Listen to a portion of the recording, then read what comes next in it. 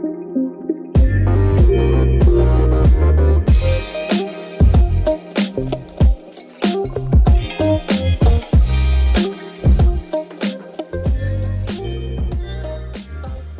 is going on, everybody?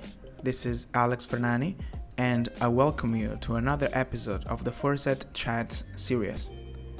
In this season of the series, I'm having conversations with leading experts in futures and foresight and related fields. Today, I'm talking with one of the most influential emerging voices on the topic of metamodernism globally, Daniel Görtz.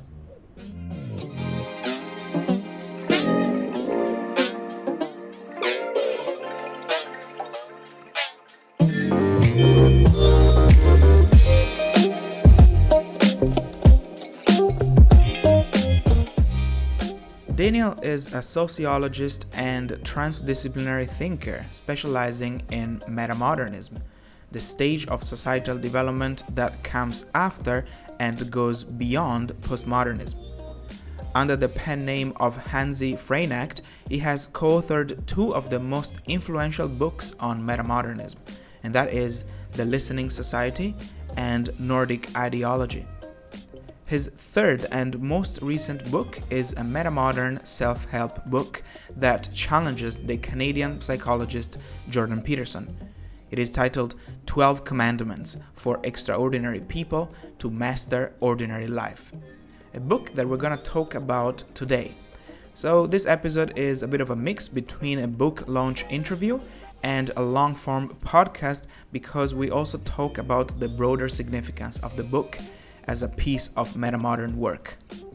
I asked Daniel what is the audience of this book compared to the audience of Jordan Peterson's self-help books.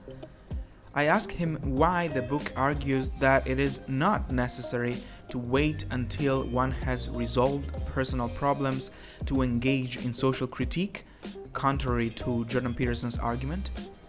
I asked him why the book argues that it is more important to pursue day-to-day joy of being rather than or beyond meaningful goals, aka what's meaningful, again contrary to Jordan Peterson's argument. And finally, I asked him what kind of new public intellectual and new philosophical framework, that is metamodernism, this book points us to. So, I hope you will enjoy the conversation. Daniel, thanks for joining me. Good to see you again, Alex. I am so glad we're talking about this book. I had the pleasure to see an early version of this book. There is a lot to cover about the significance of the book without necessarily giving out too much about the content. Originally, this book, the working title of this book was 12 Better Rules for Life, which is a very evocative title, which is a title in parody, in reaction, but also in an attempt to ameliorate the original 12 Rules for Life by Jordan Peterson. And eventually, for copyright reasons, correct me if I'm wrong, the eventual book title became 12 Commandments for Extraordinary People to Master Ordinary Life, which is also quite an evocative title. So I guess we can start by looking at what these titles really call for. So I would start by asking you this question for us as an introduction to the book. For an audience of which mental development stage is this book? In contrast, for an audience of which mental development stage are Peterson's book? What is the difference between the two? Yeah. I even suspect you might have listened into to one of the other interviews I did with That's why I'm asking. Where I was asked exactly this, and I said, well, okay, probably it's the books sort of try to target different demographics, different personalities, ways of life, proclivities, but also to a certain degree developmental demographics, meaning just how your personality, sense of self, your values have developed in your life. So the Jordan Peterson book Well, I mean, it is a back to basics book, right? But it is a back to basics book that tries to help you to achieve order in a chaotic life, right? Where nothing really is working out for you, where you've lost the thread, you lost your sense of direction. Might not have a very strong sense of purpose, and maybe if you're a male of 40 and you are unmarried. And you have no career to speak of.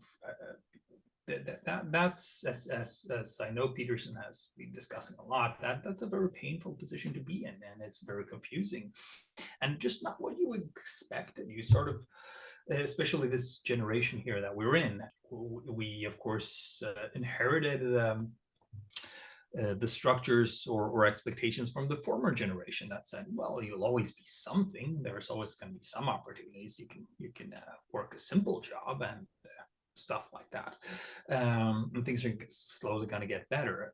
Now the world is very different now for many reasons,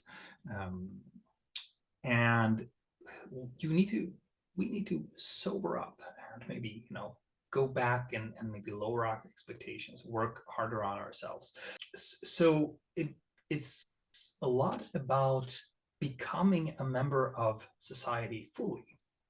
Peterson stuff. It's about not skipping that stage where you show up, right? Where you become this adult person.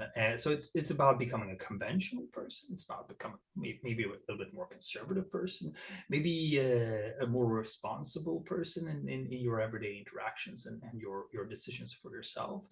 And if you then go a little bit farther than taking just reading Peterson's book, and you might take his online course. That course is particularly about what's called the self-authoring stage in this developmental psychologist Robert Kegan's terms.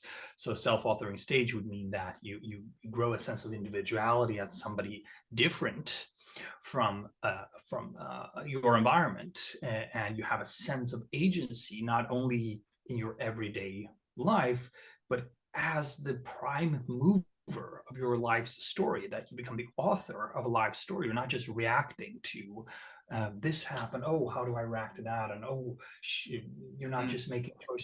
Should I take the higher pay or should I go with a more fun job? You have a sense that like some part of you takes command of the whole story. And I said, okay, I started there and then I fought my way, and these were my challenges, and I had to fight hard, and now I shan't stop for anything until I achieve my blah blah blah, something like that. You have a sense of a story, and you become an author, right, or an individual in the deeper sense of the word, which is by and large the stage of development that Western civilization at this point emphasizes, that ideal that is broadly enough viewed broadly enough, and then the stories that we have in our movies and so forth are usually about achieving the stage, right?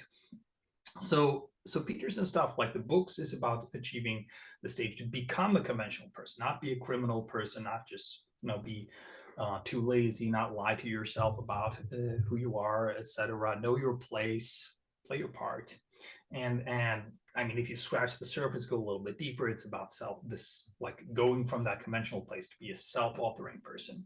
Of course, everything within a framework of conservative individualist philosophy of life, with a lot of Protestantism in there, etc.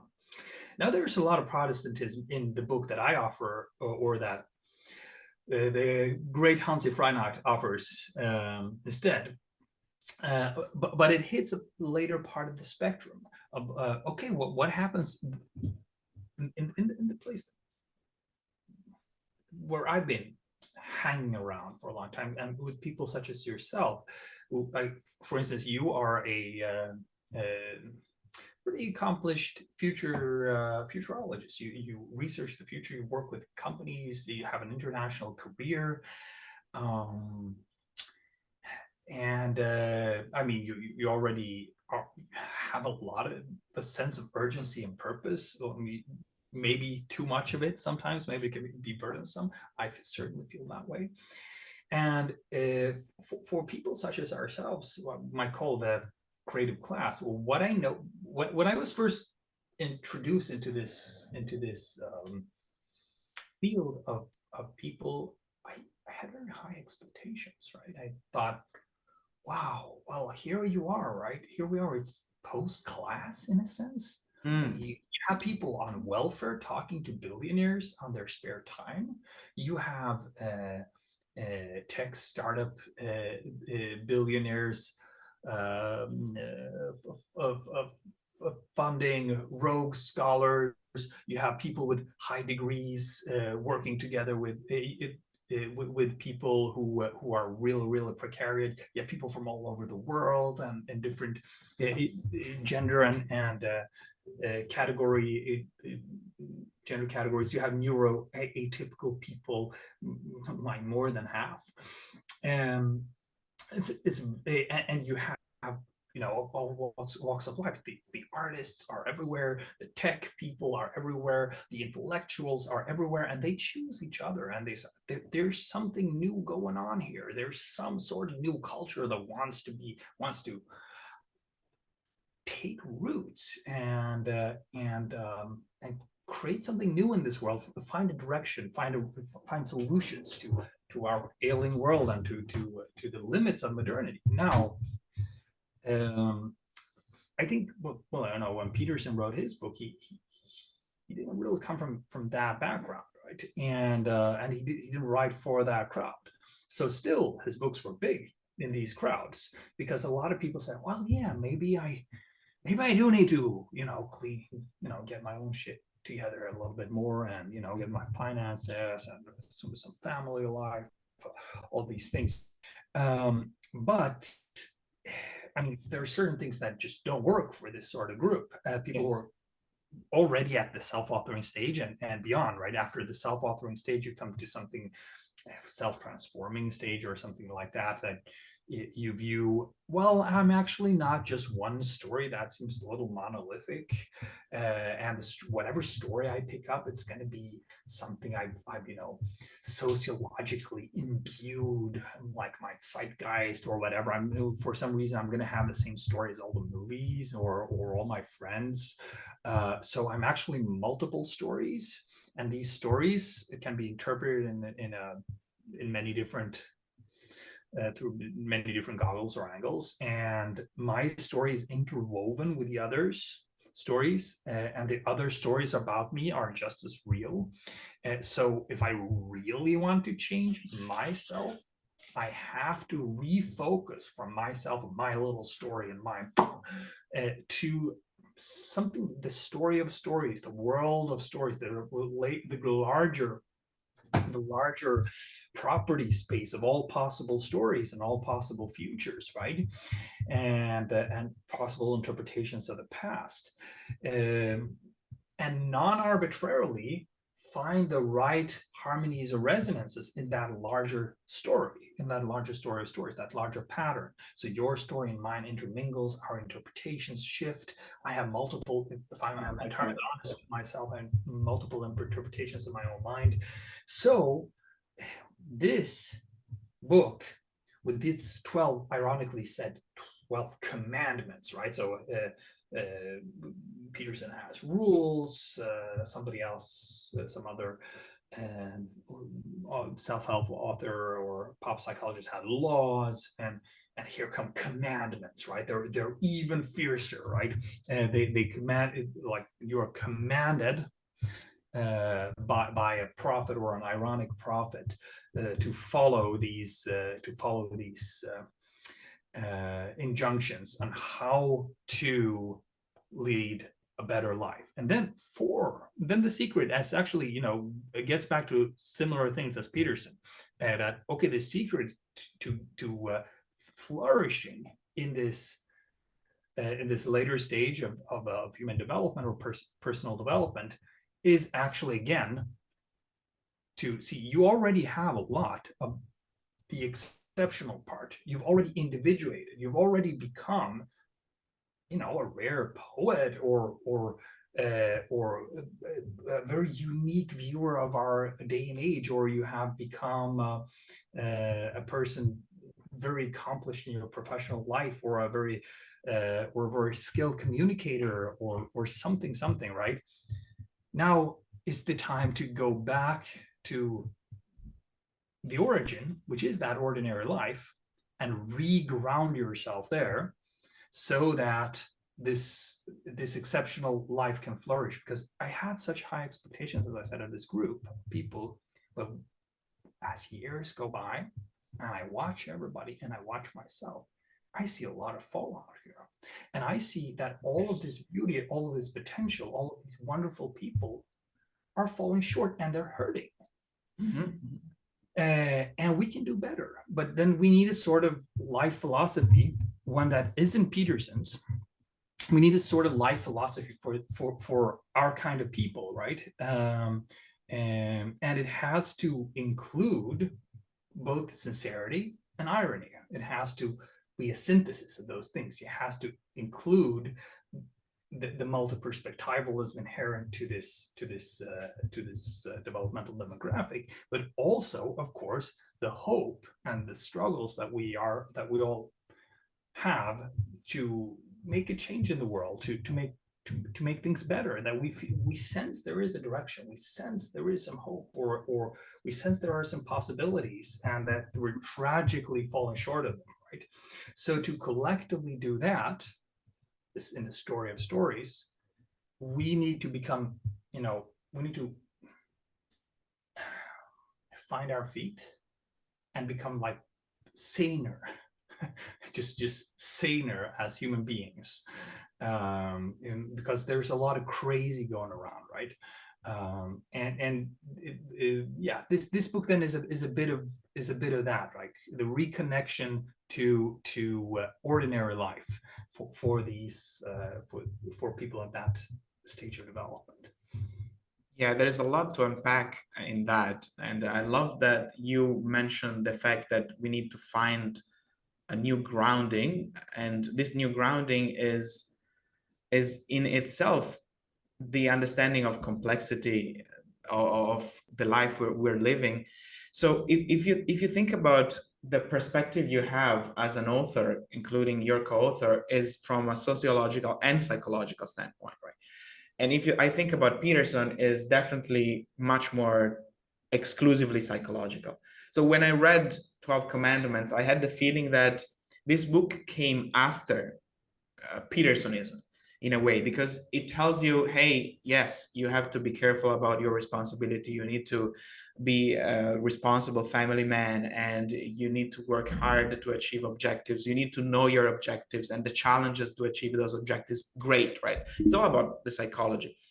But then again, going back to the grounding you were talking about, there is also how you fit in the larger social system. So there is a sociological aspect of that. You're not just a silo. I mean, if you just work yourself out until exhaustion, that's not going to work, right?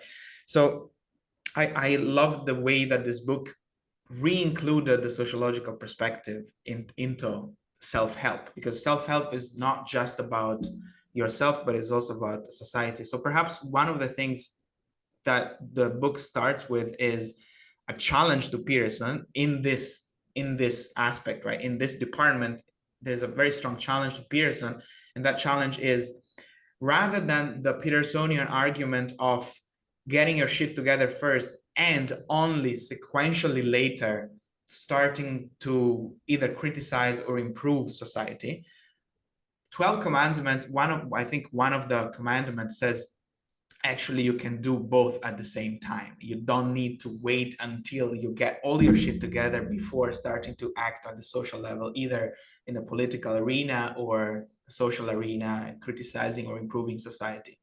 So why is that the case? Why should we actually look at the two things together, and why is it's not sequential that we have to get our shit together in our personal sphere only after then we can look at the social realm?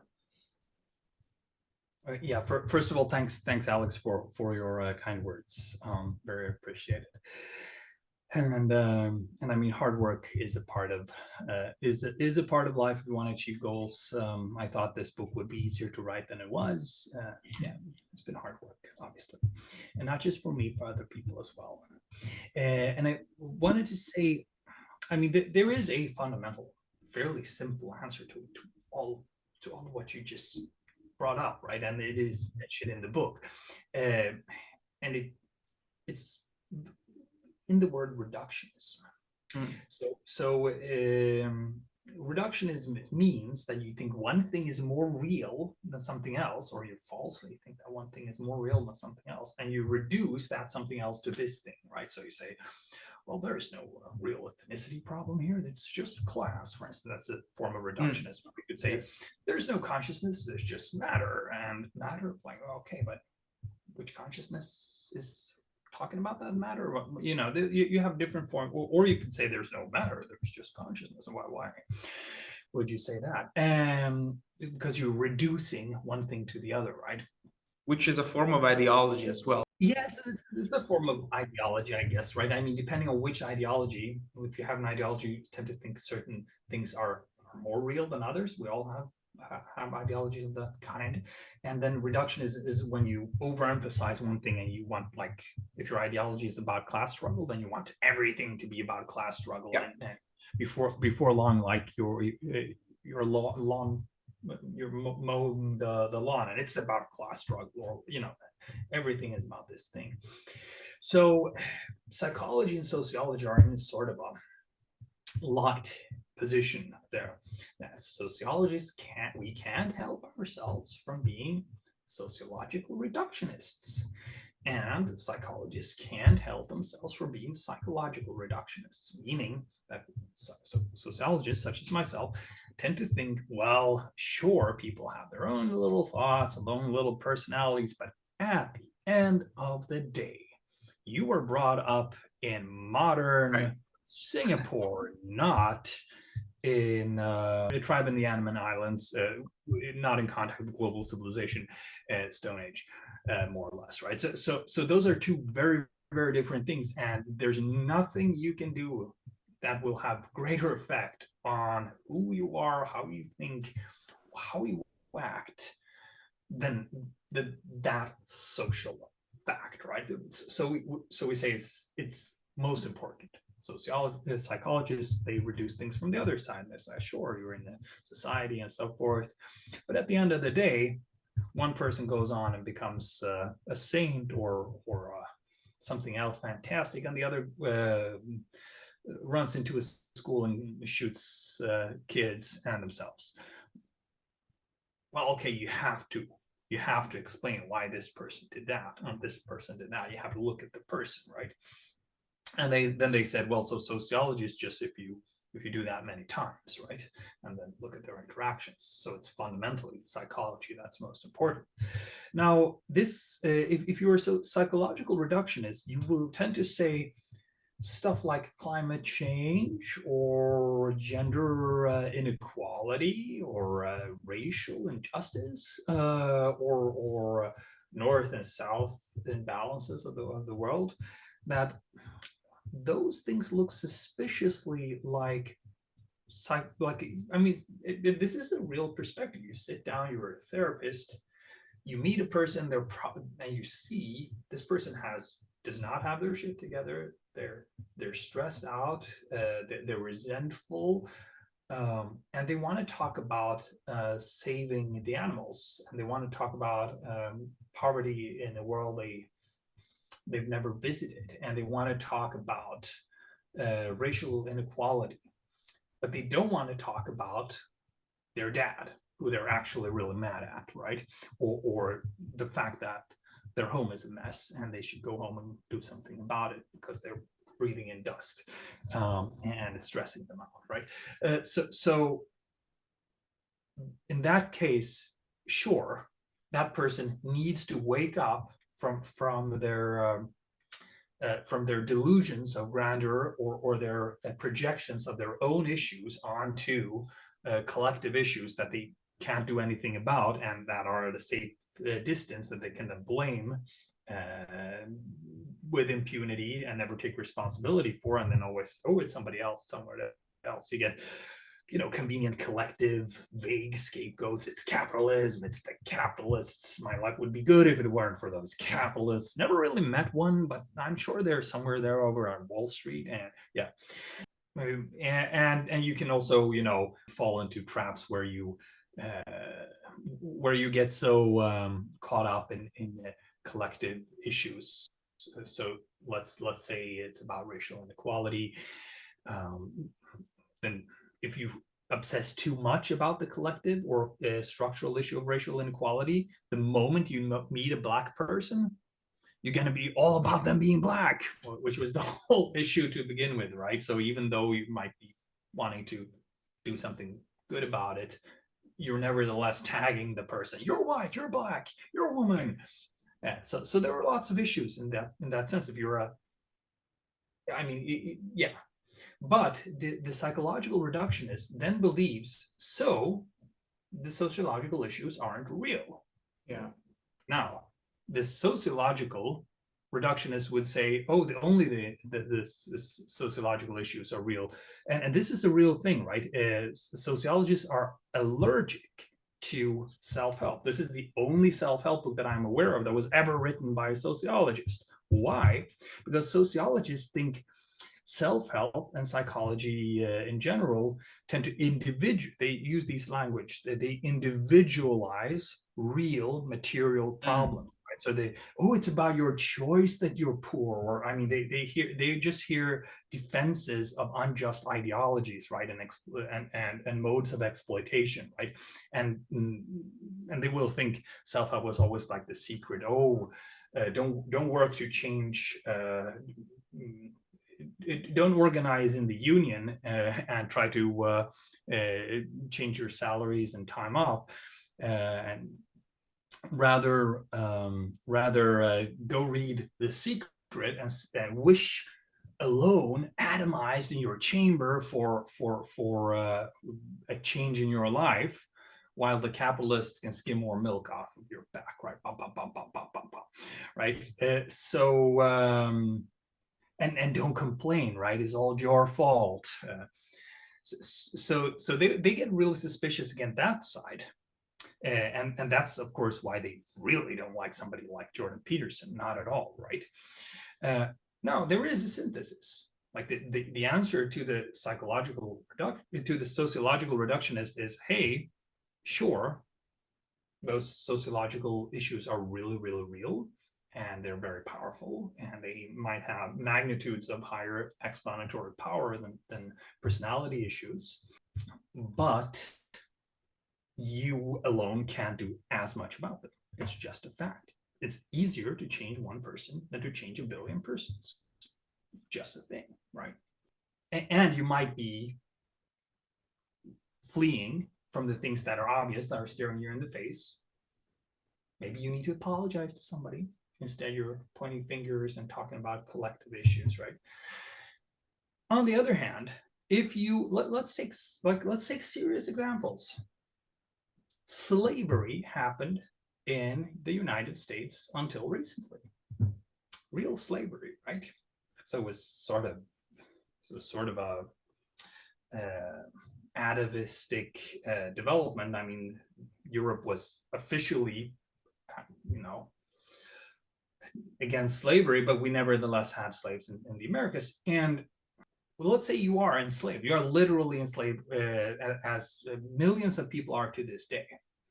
Would you want to go to those people and say, dude, don't complain. Pull your straps, like work harder, know your place and work your way up. And I mean, you have the similar things about gender inequality that are just crazy, right? If you look at how much of the capital flows in society, like where venture capitalist investment is controlled by males and men, and you sort of put that next to the fact that men hit women more than women hit men, and women can't always leap.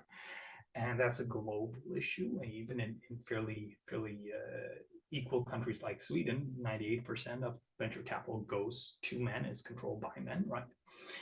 well, I mean, you can't just tell the woman who complains about this to go clean their home. That will be a very rude response, right? So fundamentally, there is a synthesis. The synthesis doesn't say do both at the same time. It says be case sensitive, for crying out loud. I mean, there's obviously, but like, if you are a slave and you need to revolt, don't let anybody get in the way, and you need to collectively see the issue, and you need collectively and structurally seeing the issue can be part of your self-emancipation, right? This is a thing described by feminists even since the 60s and 70s. The moment they got the feminist perspective, that they noticed the chains on their body, right?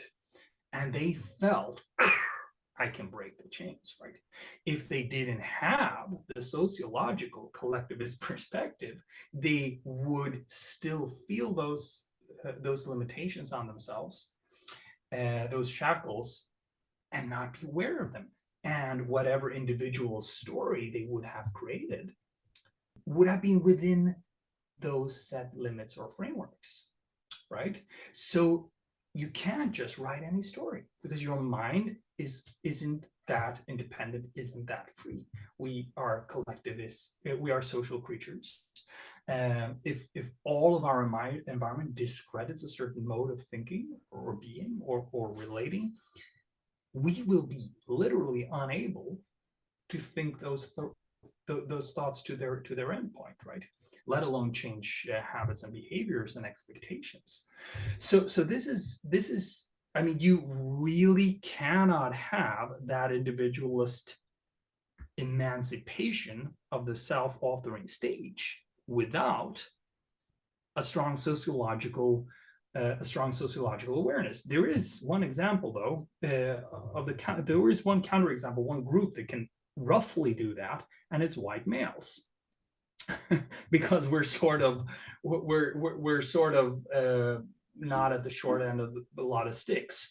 Doesn't mean things are easy for us, by no means. I mean, like, that explains the fandom of Peterson, right? Yeah, I mean, so when Peterson presents that perspective, it is, I mean, it is a white male, middle class Western perspective. That's why it makes sense from this group, for this group, etc., right? But even for us, right, even for white males, we can do well to develop certain sociological understandings about collective limitations on our group, and collective expectations, etc., and different tragedies that particularly our group are faced with, and that we should work with collectively and structurally, right? So one more last point on this.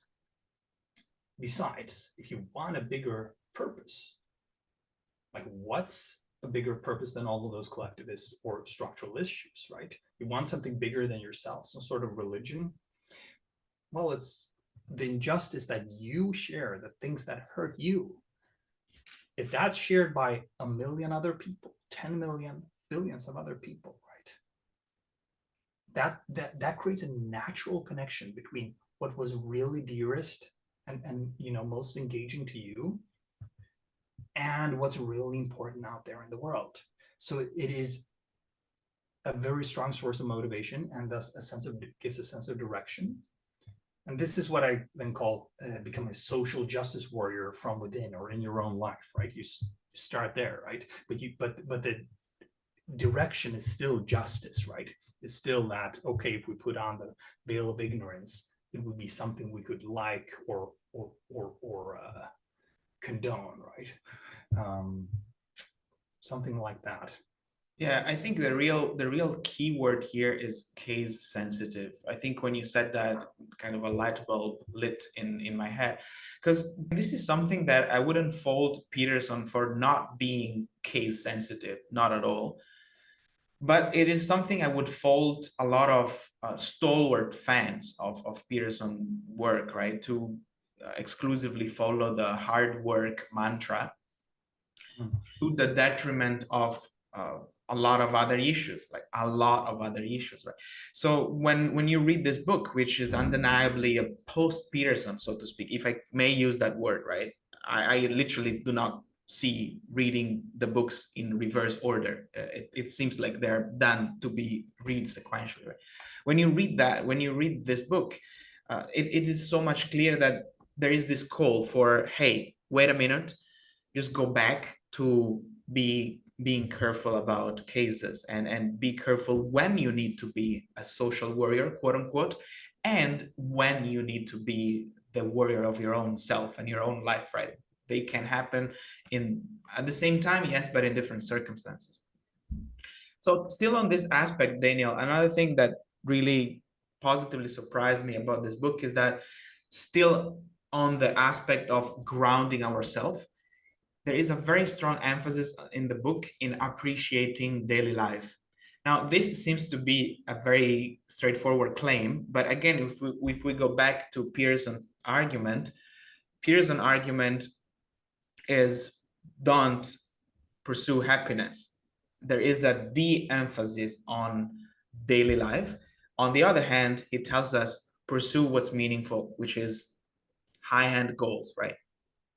So now you're not confuting that. This book doesn't confute that, but it tells us, sure, high-end goals, keep doing that, but on the other hand, make sure that you are sane in every moment of your daily life. Are you actually smelling the roses, right? I think that's the right metaphor. So I love that because it's a very Zen approach, right? Why is that so important? Why is that so important to be careful and happy every single moment rather than or beyond or in combination with pursuing our heroes' aspirations? Yeah, so a lot of different threads come to mind. I'll try to select two.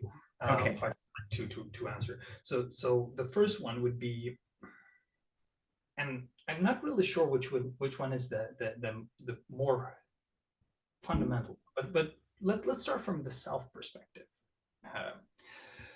From the perspective of myself, I'm being honest and authentic with myself. And I have a higher purpose, right? And if I'm entirely honest, for whom am I doing that higher purpose? There are so many other people who don't share that particular higher purpose, right? I'm not saying that we're just selfish creatures, right? But there is always an element of, when we have created that God or that sense of direction, that higher purpose. First we might just live to make ourselves happy, like a kid. Then we find a higher purpose, let's say we find religion. I become a Muslim or something, and after that, if we really get to know that God that we're worshiping, we'll notice that our worship, that our piety or our drive looks quite selective. We're going to like particularly some parts of the religion that happen to land well in us, that happen to maybe flatter us, that happen to give us a sense of security. And to a certain part, we're actually doing this for ourselves, right? So sure, these greater ideas about climate change or the future of civilization or the future of all life on the planet, or reaching a higher inner states of spiritual achievement, all of these things, they still have to land in a real human body that is sensitive and sensual, that has to experience those things and has to some extent be rewarded by them. Now, so if we dig deep enough into our deeper purposes, we will notice that, we are created in the image of God, we said, but God looks a lot like our own ideal. So then you'll notice, of course, if you go back in the Old Testament or something, that the ideal God was like the ideal stern father or person of that time. And if you look at the New Testament, the ideal God has shifted to a certain extent. So if we go to Spinoza, the ideal God has shifted again, right? And so whatever high purpose we pick up is always going to reconnect to our psychology, to our rewards and punishments, to just who we are as behavioral beings. So if it doesn't actually reward us, we wouldn't be doing it. So if we want to be very clear about what we're doing, we have to be honest about this side, right? Why are people listening to 1,000 Jordan Peterson clips? Because you're getting a kick out of it, obviously, right? If you were bored by it, you wouldn't be listening, right? And why are you fighting for the environment? To alleviate your anxiety and perhaps to get a sense of meaning and a heroic struggle, right?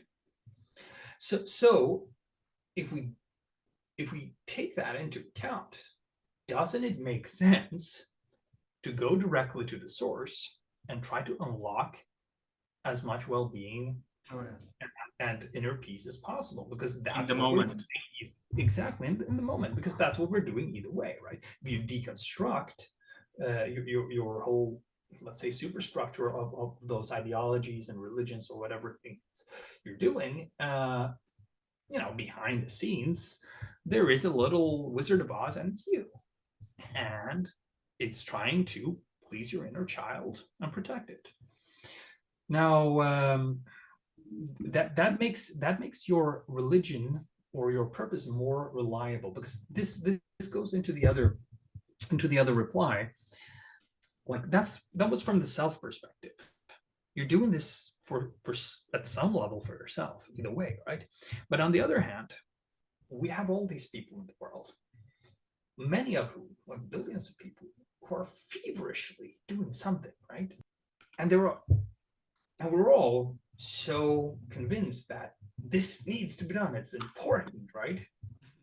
And at the same time, collectively speaking, so you have like somebody over here saying, oh, we have to convert everybody to this brand of Christianity because otherwise people's souls aren't saved. And another one says we have to convert everybody to this brand of Islam, whereas everybody's souls will be damned. And on it goes, right? And then there's a person who says, well, I have to shoot these people because otherwise there will be no communist revolution. And everybody's like working real hard. And on a collective level, well, sure, we're seeing growth. That's going to probably recede now that the global system is under such pressure. But we do see growth, we see technological innovation, we do see improvements to everyday life in many ways. But is it all for the better? I mean, we are ruining the planet. We are creating very artificial lives that we're nowhere near suited to live in. We are outcomplexing our own minds with the technology and the systems that we then have to inhabit. And not only inhabit but embody, and we all wake up with stress and a certain symbolic violence against us just by being part of this crazy experiment that we've unlocked. And we invent things to make kids happy, and they end up being addicted to those things, and psychological health deteriorates on a global level. So obviously not everybody is right about what they're doing, right? And not everybody is making correct assumptions that their feverish activity is actually leading to something good in a bigger scheme of things. Now, it is very difficult to know whether or not your activities will lead to good or bad things. However, there are certain things that let's say heuristics for this. And the most important heuristic is, let's look at the Nazis. Let's look at Hitler, right? Let's look at Hitler. And so Hitler, feverish activity, got up early in the morning, clean apartment, and a very nice office, as we mentioned in the book. But is he being honest about his struggle, right? Or does his ideal act of making a better world, is it an honest ideal? Or did he trick himself into something that would make him feel good here and now? Right. And very likely, I mean, you just have to scratch the surface, like, my plan is let's kill everybody on the whole way back to the Black Sea and build an autobahn, and then build like little condos that are entirely repetitive across the beach, and then officers from completely homogenized families, they can go there and have picnics, right? It's a preposterously dumb idea, right? And why does he let this thing in his mind become such a great goal, right? And work so feverishly for it? Because he's not being honest with himself about what he really wants, because he doesn't see through his own little personal religion, etc., right? So in order for us to go into like fruitful engagements with the world, we need to see through those fruitful engagements. We need to see through our purposes and religions. We need to deconstruct them. We need to critically reevaluate them. And how do we do that? We look at what actually makes us tick, and we start from there, right? And then we build an honest religion, and a religion based on assumptions that hold up, right? Things that will actually make us and others happy. So if you forget about the happiness part, you just go with the meaning part. It's like, well, wait a minute, wait a minute, Hitler, this plan won't make people happy. He could easily, with a Peterson reply, not my problem. It's meaningful. Like, why is it meaningful? Wait a minute. Because you're just bullshitting yourself. You're actually wanting to be happy. You never stop wanting to be happy. Like, and just noted. I just noticed myself, right? Some days when I wake up really happy, or just the beauty of life just catches up with me. It's like, wow. And what can I say? I wish that for everyone. I wish that for myself. I wish that for everyone. And all those, feverish thoughts that you have and all these activities, they sort of calm down. And you sort of get a clearer mind on what's really important. It tends to be somewhat smaller things, but also more long-term things and more patient plans. Spectacularity tends to become a little bit less important. Whereas when you feel pressured and you feel like, oh, I really have to get out of a rut, I really need to feel something, and you get into more crazy plans, right? So there's that dynamic, right? That you really, really, really need the honest happiness, the inner smiling child, because that is a reliable source of love. Otherwise, you might be working from resentment or hatred or something else. You might be bullshitting yourself, right? That's the idea.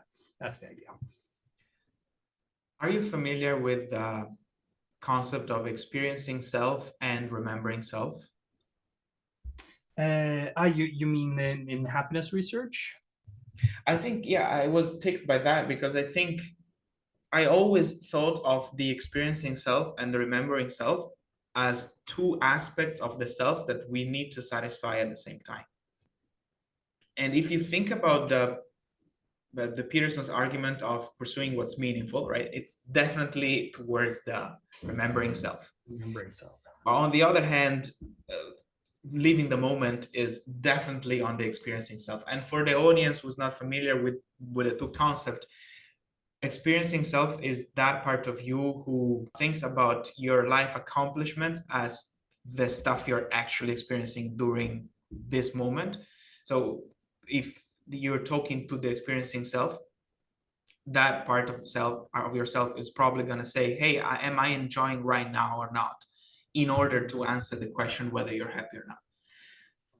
On the other hand, the remembering self is that part of the self that think about how your life has been in the past. So if that part of the self is asked, are you happy or not, the answer is going to be based on the fact of whether you feel you had a good life in the past. So all the things you've done, the accomplishments, your car, your house, go in the picture, right? So going back to the point, the argument in the book seems to be a bit more on the experiencing self, right? Rather, the point by Peterson seems more almost exclusively on the remembering self.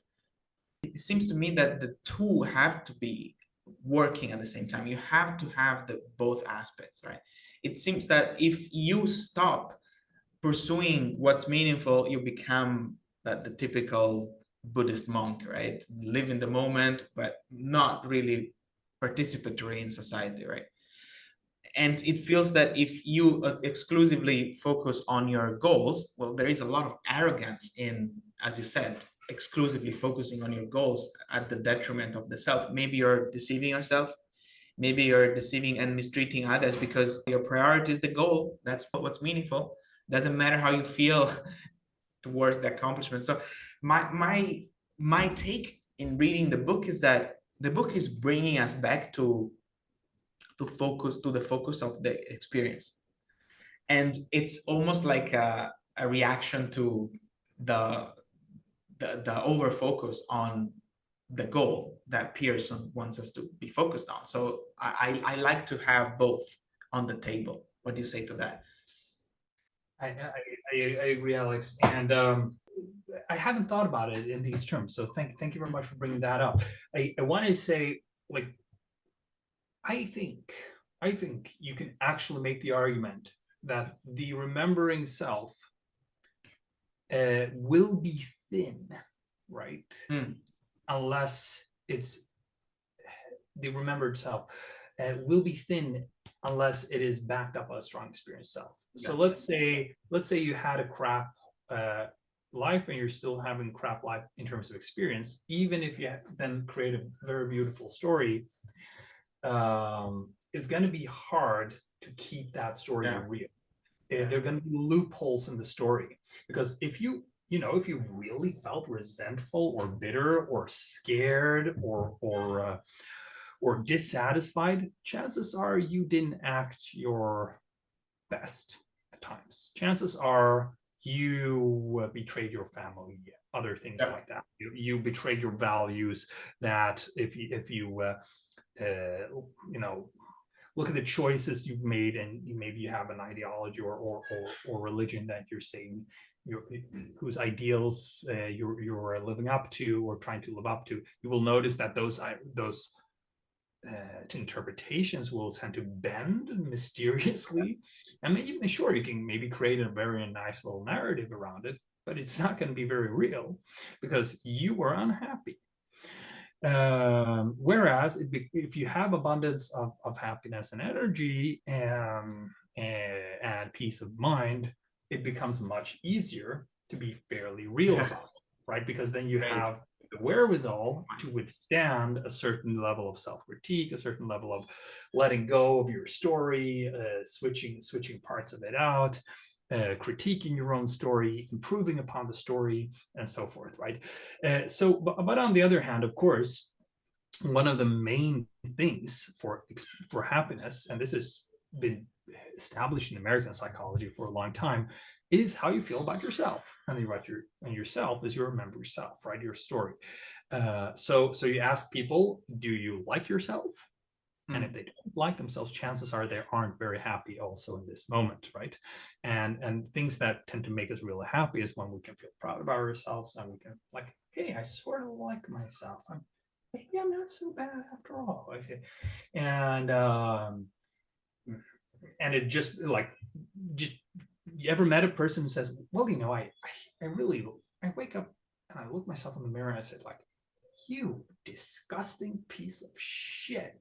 But you know what? I'm just loving it. And because the sun is up and I'm having ice cream and I'm, just a disgusting piece of shit who everybody hates. I hate myself too. And I'm just having ice cream. And it just never happened, right? So I mean, the two separate, right? They're separate things. They're correlated. According to research, right? But if you ask people about experiencing self or remembering self, there would be a disconnect and have certain independence, these two variables, but they also, of course, codepend, right? I think 0.6 or 60%. And that 60% codependence, covariance, is probably due to mechanisms such as these, right? So I would really argue if you want a real good remembering self, focus on also creating a happy experiencing self, and just don't bullshit yourself that you're above it, because then you grit your teeth and you'll work really hard for something, but what you're working hard for might be complete nonsense or really bad, right? For the detriment of everybody. Like we said, like we looked at the whole world, we have all these people frantically doing stuff. The world would be a better place if half of them stopped, right? And they're so convinced. Why are they so convinced that this is so good, right? And that it's so important? It doesn't make a lot of sense. Yeah. But if you have happy and peaceful people, I think we'd have a lot less of all that. Great point. So the remembering self should stand on the shoulder of the experiencing self rather than the other way around. That's the way. Yeah, I mean, it's rather it's a fractal, or there's a dynamic or something, right? Like the experiencing self stands on the remembering self, the remembering self on the experiencing, blah, blah, blah, blah, right? So I'll take that. Okay, Daniel, because our time is almost done, so I'd love to ask you a final question, which is probably going to satisfy the more foresightful part of our audience. I think one of the threads of this conversation and of the book is that the book is pointing towards a new kind of public intellectual. And one of the interesting claims of the book is that this book has been written to call attention to the other books by Hanzi Freinacht. And the other books are books about something much larger, and a new sensibility that it's promoted, and that sensibility is called metamodernism, which is a transcendence of ideological conflicts we have in our current society. So I'm curious to hear your views about how this work fits in that larger scheme of pointing us towards this new sensibility for the betterment of our society in the future. And because it points us to that sort of philosophical framework, it also encourages us to follow a new kind of public intellectual who encourage and promote that framework rather than ideologies. Well, I guess, I mean, about the new public intellectual, I don't exactly have such a strong voice or such a strong thing to say. It's just that obviously I'm working my way through the world as sort of rogue scholar outside of the game boards of conventional academia, which has many pitfalls and challenges, but also many beauties and freedoms that are enviable to other types of scholars. So obviously the sort of public intellectual I'm promoting is just my own kind, and make people aware that that's also a thing, and we the kinds of public intellectuals that can grow entirely outside of academia. We have a certain fiercer independence than the others, and we're less peer-reviewed, we're less scrutinized, but we can walk across wider interdisciplinary fields. And we can work more hypothetically. We can work with we can turn our gazes more towards the future. We can be more outwardly driven by values, and we can be more playful, and we can write in manners that engage engage the embodied experience of what we do. So that's actually all I have to say about that part. But it segues into the other question: how does this work fit into, well, metamodernism? It's generally speaking. So metamodernism, I mean, there are many different kinds of this topic or thread. It's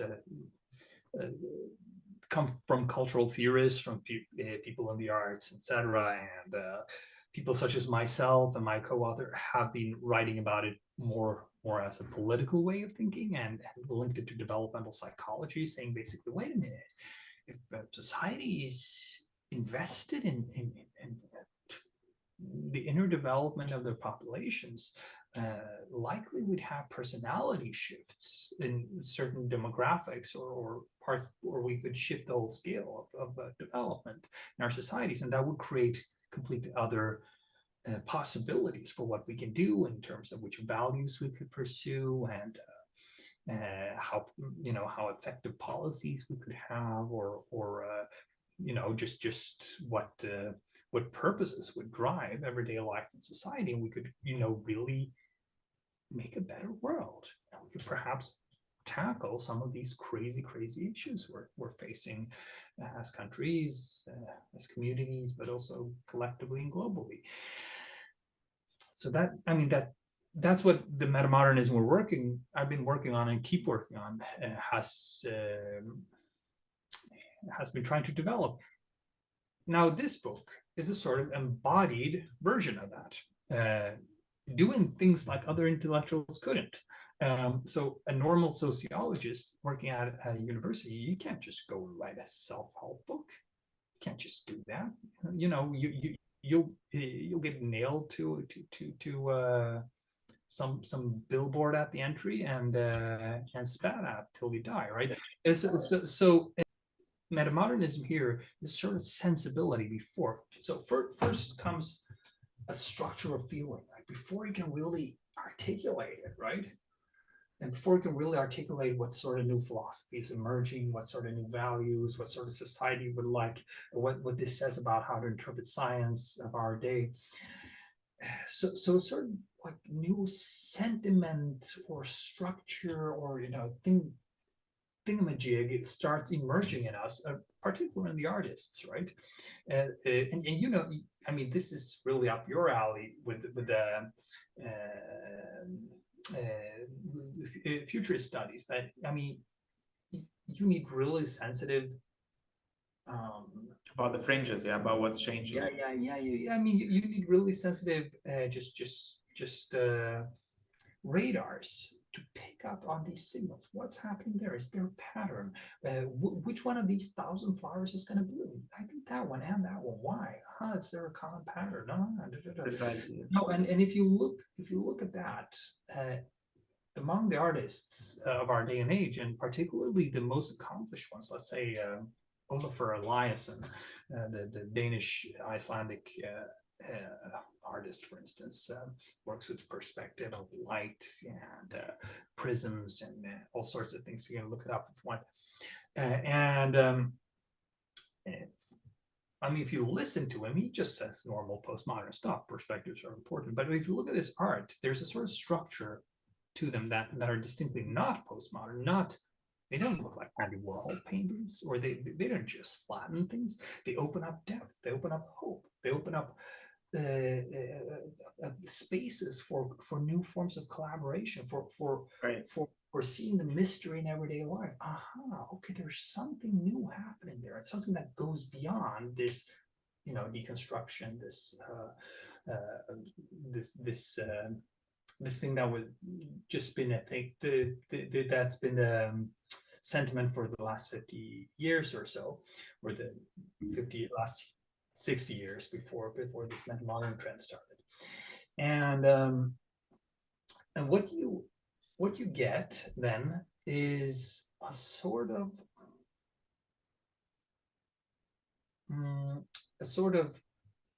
embodiment of something new. Now, I have been developing developing a metamodernist philosophy.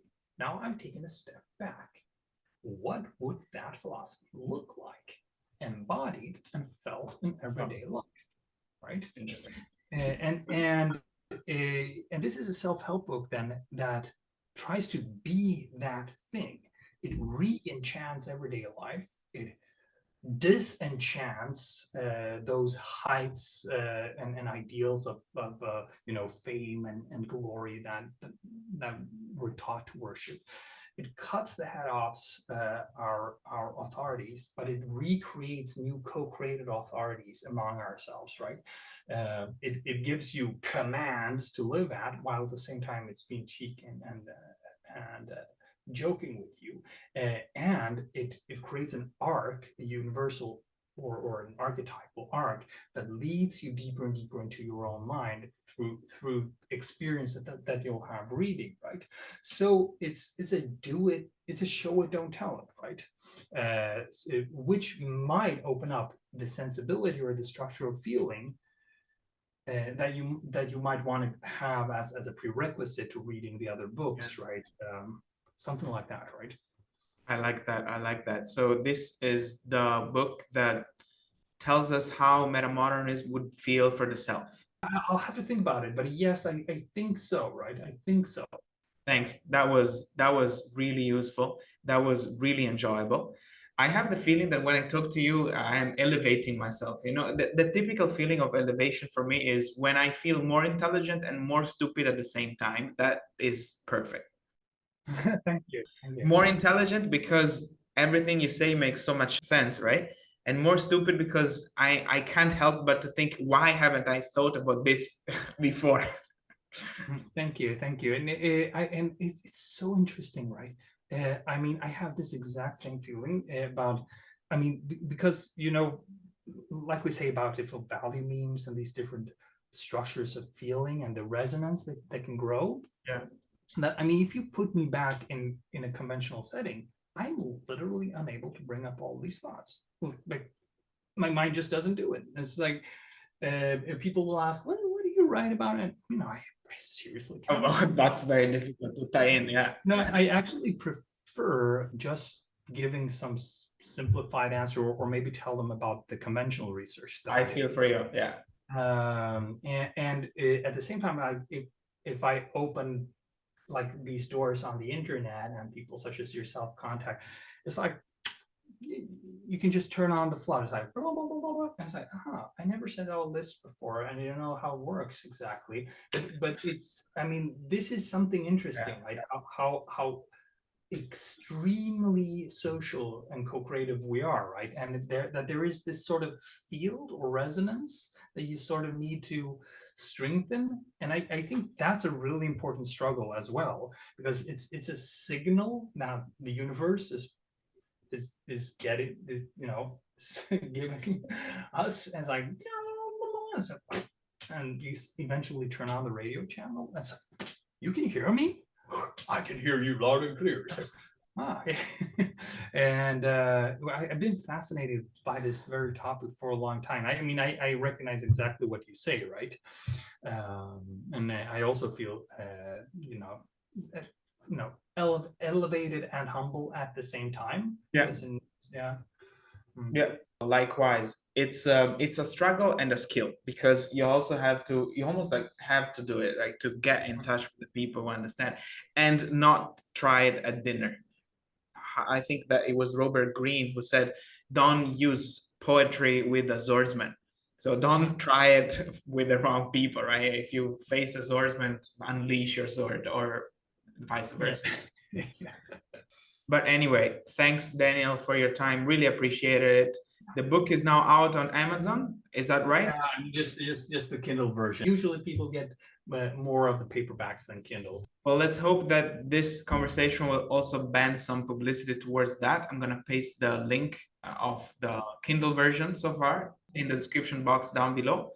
And again, really appreciated your time and really appreciated your work. Likewise, Alex. And I mean, really appreciate all of your support that just comes out of nowhere. It's wonderful. Thank you. Goodbye. Goodbye, Daniel. Thanks for this again. Take care. Thank you.